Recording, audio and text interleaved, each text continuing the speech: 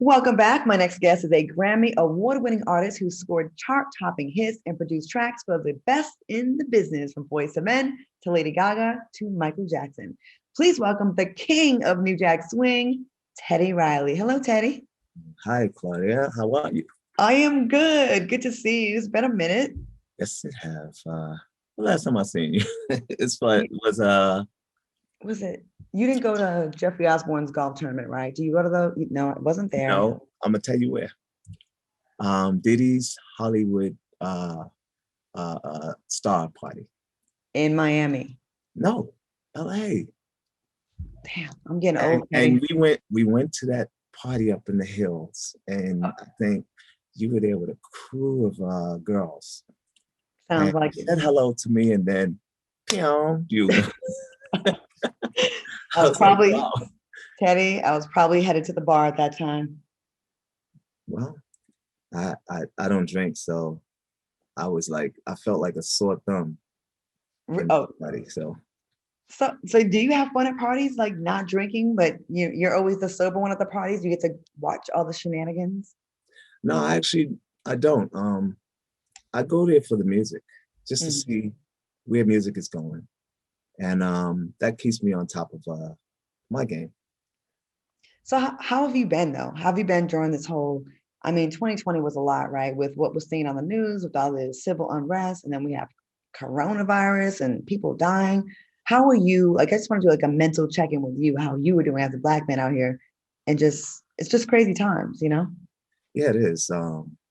I would say, but I've been good. I just been here. I've been quarantined for over 20 years. Everybody who know me know that this is where I'm at. If I'm not at a function, the industry function, which I rarely go. So I'm in the house, sometimes with my family, sometimes with, my friends. I like company, so I like, my friends coming over. Everybody knows we can go hang out with Teddy at the studio. Mhm. I have this place here with three studios in it. So I'm always working and I'm always doing something to keep my time. Sometimes it's just not for the money, it's just for the love to keep you sane, and that's what I've been doing. Other than that, versus and had a concert that, 782,000 people, tapped in, and still making music. I had the Lloyd record out and the Say Cheese record and all these different things that I've been doing. And most of it has been for, like, just doing it. I don't look to do things for money all the time. It's for, just the point of I want to have fun with that artist, Kitty and Lloyd, and Trey Songz, and all the people that came through here. Even Neo came through here. And it was just great seeing everybody healthy. Mhm. And of course, when they entered my home, I had them all like, yo, you gotta have a test, you gotta have this, you gotta, yeah. You have COVID tests at your house to get in? No, I make them go get it. Like I have an assistant. She left to go to the All-Star game, and I told her, you come back here, you gotta spend 10, 14 days and take the test while you're at it. Good for you. Is that do most people just go along with it? Has anyone gotten mad over it? No, they can't. They can't get mad. They just have that's just it is what it is. Yeah, it is. I mean, come on. I have to be careful myself, and thank God, I haven't contracted it. I've been steaming every day. I've been doing all my regimens every day. I'm always on something. And now I want to show you something that's amazing that What we you all want? should have.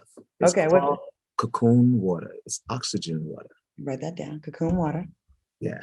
So if you ever notice yourself having headaches and different things like that and complicated complications with your body, cocoon water is the most incredible thing. You know why? Because the reason why we're having these complications is because there's not enough oxygen going to that part of the body. If you notice you'll be in pain, or you'll have a headache, or your stomach just erupt, because of this 5G, and it's taking that. And you got to take that oxygen water and just drink that, but you also got to drink your purified. So I've been doing this pretty much every day, and tapping into real health, how you would say, health teachers, Okay. and that's it. I put my gym in my room. Really? I said, I don't care how my room looked. I seen people had more junkier rooms. Mine is organized. Uh, I really don't care. I'm putting everything in my room and I'm gonna do it right there. I just got my Peloton bike. I don't know if you've seen me post of my Peloton bike and they just sent me the box. So I so put, no bike was inside the box? no, it wasn't. It How did wasn't. they get But how did they get away with that? it came actually 6 weeks later. And that's, because they're producing these things, as you order them, there's so many people Yeah. who are buying them. So now I'm waiting for my treadmill. So you may never leave. You're gonna be in the house. Yeah, I'm staying. Everybody's been trying to get me to come to Atlanta and for the All-Star, and I said, nah, y'all can have that. Yeah, it's a bit premature for that, Yeah. But the good thing we have all this virtual stuff. And speaking of that, you mentioned the verses, and it's hard to believe we're coming up on 1 year anniversary of your versus battle with Babyface. This is How does crazy. it feel to know that your battle is still being talked about today? There's been so many, but people are still talking about it. Well, it's only because the Can You Hear Me Now, Teddy Riley Echo. No, I'm only joking. But it's been crazy, and just knowing that we still have the biggest show and biggest instances, according to reports. I'm just happy. I'm just grateful. That's all I can do is be grateful. It's amazing, all the good things that did come out of this, the new ways we're using technology. I mean, before you can have a concert with 30,000 people, now you can have a concert with 742,000 people, and then it's going to get reshared. So do you feel like the versus battles introduce the younger social media generation to your music that may have not been around the 90s? Yes, indeed, and I'm so happy. I'm starting to get artists come to me to reproduce a song that I did or make something like that. And it's been fun, working with young artists like Ryan, he's signed to RCA, and Tanaya. These are artists of my family, Mark Pitts and Wayne Barrow was my god brother. And they all been here. We just been working and just kind of keeping ourselves sane. So you worked with everybody. I mean, just Teddy Riley, you've worked with all the greats because you are one of the greats. You are a GOAT. So who had the biggest impact, would you say, on your music career? If you had to pick one. That. You got to know that. I know, but I need to have you say it. Michael Jackson. Of course. Of course, he's the one that have taken New Jack Swing to the next level. And I'm just so happy that I was able to, please my friends, better known to others as fans. I'm so happy that it became a real true blessing for me, him, and everyone, because they love the songs. So that's it, Michael. Could you tell us anything about Michael that we'd be surprised to know? I feel like everyone doesn't know Michael's street side. Yeah. Michael is one of the most street savvy guys. And the one thing that he loves to do is he likes to explore things. So my uncle, Mike Conception, who actually was a part of me doing the Michael Project and also Black Street, he came and, we were with Michael, and he took Michael out to Compton and Watts, and he just took him around because he wanted to go, and I was like amazed of him wanting to tap into that side of the world, which he have before. He's been on road trips with police cars taking a tour of a bus or whatever, but Michael is that type of guy. He's very intriguing and want to know everything. So wow. That's been him. A lot of people don't know that. He do. Oh my God. He's human. He curses. He does everything. I would have loved to see that. I love to hear that. And he threw us all off with the little soft voice. Yeah. I would love to see Michael Jackson riding through the hood, going by the swap meet in Slauson and Western in LA. I mean, that would be. He will go. I'm sure he's been. What? I'm sure he's been. He's been a lot of places. The one thing about me is I kept our relationship as brothers, sacred. So I got one picture with Michael and he asked for it. Wow. I was afraid to ask for a picture from Michael. I was just like, okay, let me just get the business done. I don't even know if I made the album. Yeah, you feel funny. It was like, dang, did I make the cut? Mm-hmm. You don't know what impresses him, until he show you. Because you Wow. always have this face like, "Mhm, okay." So And then after you play, like, remember the time I played the track for him, he said, stop, let me talk to you in my office. I thought I was getting fired. what? Oh my God, we I got to actually talk thought I more was about getting this. fired. We And he put me on the spot. He was asking me about the chords on Remember the Time because he wanted to know. And I wasn't educated enough to tell him what that chord was because I'm from the church. So, we don't read music when we're in church. We just feel, you don't look at the keys, you just play. And, Michael asked me about that chord and I said, I don't know. And he said, well, I'm not trying to put you on the spot. I just wanted to know because that chord right there have never been played at any of my songs in my whole entire career. I've never heard that chord before. We are back with Out Loud with Claudia Jordan. I'm joined by Teddy Riley, who's got a bunch of stories that I'm just so interested in. First of all, Michael Jackson in the Hood and at Dave and Buster's, and just hearing the different side of him. I mean, you just got so many stories. And speaking of your stories, in your TV One special, Uncensored, you are honest about the challenges you face in your career, which I love when people are just transparent about what really goes on. You said you were paid only $1,500 to Yes. produce Keith Sweat's Make It Last Forever. We have a clip. Yes. With Michael, I was a big brother and then I was a little brother. And anything that I've ever needed, Michael, I didn't have to call him for it. He would just feel something or he would just call and say, are you all right? Anything you need? So I want to get back to the Keith Sweat situation. $1,500 to do that. And I mean, no, it was in the late 80s, right? Late 80s. Right. How did you feel about that? Because that album was a classic. I mean, that was a classic album, made Keith Sweat a huge star. Looking back on it, how do you feel about it? Well, looking back on it, I feel funny, but it's no reason to feel funny. It's just you got to move on with it, but you got to let people know and get it out your system. And that's what I did. I wanted to get everything out of my system because I feel like God has taken me to another height. And I'm working with the children of UNICEF, and I'm working with the women empowerment. And a lot of people know like just my heart when it comes to children, and our earth, which is our women. I always champion our women. My company is majority women. And I feel like a woman is going to get the job done faster than a man. Mm-hmm. And it doesn't matter. She's not in competition with her boss. It's always a competition.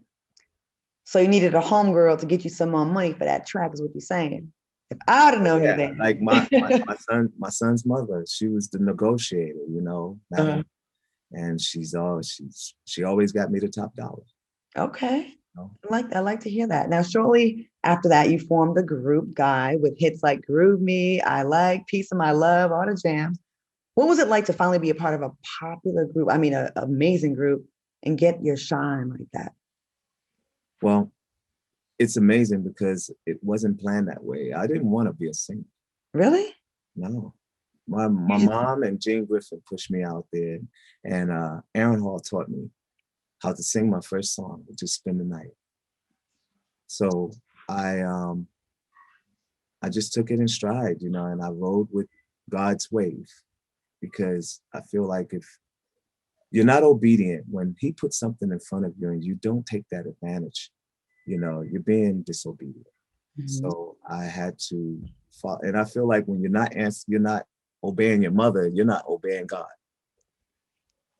So I obeyed my mother and I went and tried singing and did my first song. And the first day I did my first song, we got into a car accident, Aaron Hall and myself. And I hit 4 new Cadillacs. And I can only remember we could spend the night tonight. It Really? was, yeah, we was jamming in the car. After I sung that song, I was so happy I sung my first song. So we're driving in the car, vroom, vroom, and you're gonna see all this in my film. But I can't wait for everyone to see all the crazy stuff. And Aaron Hall, you know, sleeping in my first floor project apartment, you know, and we're working on Smile I Like, and you know, a lot of people don't know that he wrote My Prerogative. And I still feel today, you know, that he needs to go and claim that, you know, like I did. You know, I went back with my team and we went to go after the actual our royalties and our future for Guy. And, you know, me doing that, it's like, I feel like I'm helping my brothers because, you know, in this day and age, a lot of people are not able to be financially stable. And when I did that, I said to myself, I deserve an apology because for so long, they thought I was the one who took the money because I was the partner of Gene, but didn't realize that that's the reason why I left and got you all out of your contracts. So is that where it went left with you all? And so Aaron Hall wrote My Prerogative. Yes. And Yes. and had got made nothing off of it. He did not financially benefit off that song at all. No. To this day. No. Me neither. Only on slightly on the publishing side, thanks to Clive Calder and Zamba, who went after Gene Griffin because my credits were stolen by Gene. Wow. Oh my God. You are giving me some. Wow, I had no idea. Let's take a quick break and finish up with this with more with Teddy Riley. You got some stories. I cannot wait to watch your movie. Teddy, I cannot wait for your movie. When's your movie coming out with all of these stories? Because you have great stories of perspective. Well, what's being developed right now is the actual docuseries. Okay. And I'm hoping, I don't want to put it out there, but I'm hoping that Nelson George and P. Frank, you know, take on my project and produce it, you know, with me. And then the film is being developed as well. We have pretty much, it's going to be a mini series. Okay. Because we can't put 4 decades of anything in 2 hours or 2 hours, 30 minutes. So we just said, you know, we're going to do that. And my whole dream is having someone like Lorenz Tate play me. You know, I've always watched Lorenz Tate, and I think he's great, you know, being a music figure. Yeah, he is. He's amazing. Yeah. Speaking, one last thing I want to definitely show another clip. Another one of your career highlights from the 90s came when you actually co-produced Michael Jackson's Dangerous album. Of course, we talked about that. We have a clip when you talk about meeting the king of pop. Let's take a look. I felt like with Michael, I was a big brother and then I was a little brother. And anything that I've ever needed, you know, Michael, I didn't have to call him for it. He would just feel something, or he would just call and say, "Are you all right? Anything you need?"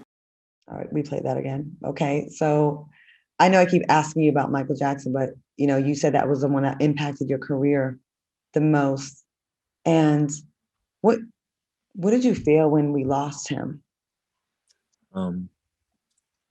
You feel like you lose your brother, you know, and I've lost my younger brother, Brandon, who was a part of Rex and Effect. So I already knew what the feeling was about, and I had to really just, you know, man up, you know. And it's hard sometimes, especially when you see the presence of his mother, his sister, you know, his brothers, and who are like my brothers, you know, and then his nephew, who's one of my good friends, Terrell. Just a family, period, you know. I feel for them, you know, it's such a royal family, and royal in music. And pretty much everything, you know, they're the Jacksons. And I feel like, you know, losing him, it's like taking the pain of my pain and their pain as well. You know, when I went to the memorial and Mother Catherine had said to me, you know, you remind me so much of Michael. And I'm saying in my head, he's such an incredible guy, you know. It's coming from her, it was an amazing compliment. Yeah, for sure. So I'm still feeling it today. You know, sometimes, you know, just like I had to let my stories out, Mm-hmm. you know, I think I let out all the tears that I can, Mm-hmm. you know, and still letting it out, you know. When you think about certain things that in the history that we made, you know, always a tear will fall. So I try to stay off the subject, but you know, when it comes Okay. up, I'll try and just keep, you know, stay strong about it because, you know, not just him, Heavy D, Yeah. Johnny Kemp, Tony Thompson, you know, I'm Mm-hmm. losing my brothers left and right. So Before we go, I want to ask you, you know, you spoke about loss and all these folks that, you know, you work with and how painful it was. How are you with Aaron and Damien? Are you all cool? Are y'all back? Are y'all cool? it's like my sign. I'm a Libra. You know, it's just Yeah. like this. 1 minute. Well, no, Damien and I are like this. Okay. We go bowling together at least once a month, you know, and I'll call him and say, man, come out, let's go. You know, I don't He's care a what super you look fun like. guy too. He's fun to hang Yeah. with. So he's here in Vegas. And Aaron, we're trying to get him here. I really feel like, you know, anything could be mended Mm-hmm. if it's right, you know, and if we're all aligned. So I can't say we're on the outs because we're not. It's just Aaron is not speaking to me for some Mm-hmm. reason, you know, and it's okay. You know, I gotta keep going. And until he come and say, listen, you're my brother, blah, blah, blah. I was supposed to be the bigger brother to tell you and, you know, and guide you. And, you know, that's not what I did. You know, I blamed you. I blamed you for this. I blamed you for the money. I blamed you. But at the end of the word, at the end of the whole thing, he would tell like some people who he's talking about me to, but I love my brother. So it sounds like there's still love there. And when there's still love there, then and there's still breath in y'all's lungs, there's still a chance. Oh And yeah. it sounds like you'd be open to it. So Aaron, As long as Paul, it's right, you know, everybody got to be genuine because that's what I've been all my life. And with them, you know, I've given the shoes off my back. You know, I made them the top more than the industry standard, yeah. especially Blackstreet. I made an incredible deal, and I can't say it's me. My uncle made the most incredible deal for Blackstreet, and that's my conception. You know, we went in and you know, with John McClain, who basically got us the deal. He thought about me, and then Jimmy Iovine was like, you know, my favorite song is My Prerogative, and now it's No Diggity, and you know, for that to still be, I feel like we do have that opportunity. We do have that chance to put something together and make the friends happy. I'm gonna try to orchestrate it. I'm reaching out. It's gonna be my personal mission, Teddy. I know you would do it. I know I you. will. I will. I'm reaching out. Like, So listen, I appreciate this. There's so much to talk to you, but I'd love to invite you back at some time. And I want to make sure everyone watches the premiere, season 3 premiere of Uncensored on March 21st, 10 p.m. Eastern on TV. Want to make sure to check them out. Thank you so much, Teddy. I really appreciate it. It's so good to see you. thank you for having me, Claudia, and always good to see you as well. Anytime.